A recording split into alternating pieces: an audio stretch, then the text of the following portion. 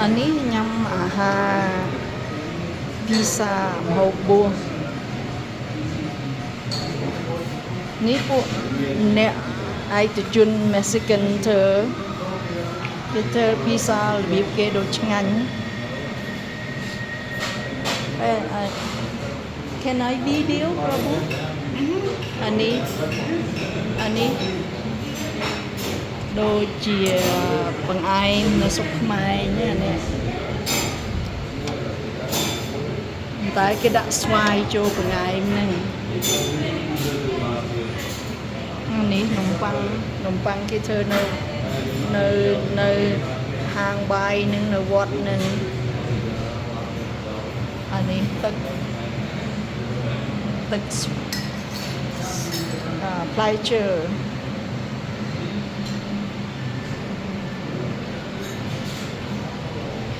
អស់ហ្នឹងសិនតែម្ហូបប៊ូហ្នឹងនេះ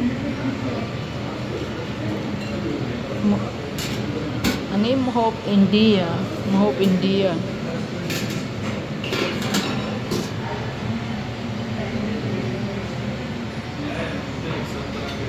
អានេះដូចជាដំឡូងសម្លអានេះគេធ្វើសមូសាតែសមូសានេះគេធ្វើនឹងដូចជាអត់របៀបឥណ្ឌាទេ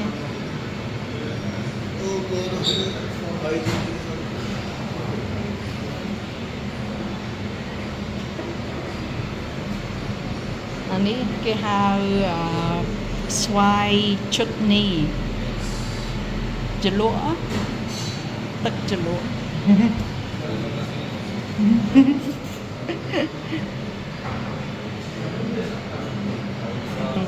កន្លែងហ្នឹងគេធ្វើសាឡាត់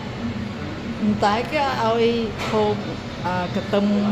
សកន្ទឹមប្រាំងទេណាឬកន្ទឹមស្លឹកខៀវទេវត្តអេស្កននៅក្នុងពិភពលោកគេតាមច្បាប់មួយទេគេតាមច្បាប់ដូចគ្នាគេឲ្យហូបកន្ទឹមសកន្ទឹមប្រាំងឬកន្ទឹមខៀវអីទេ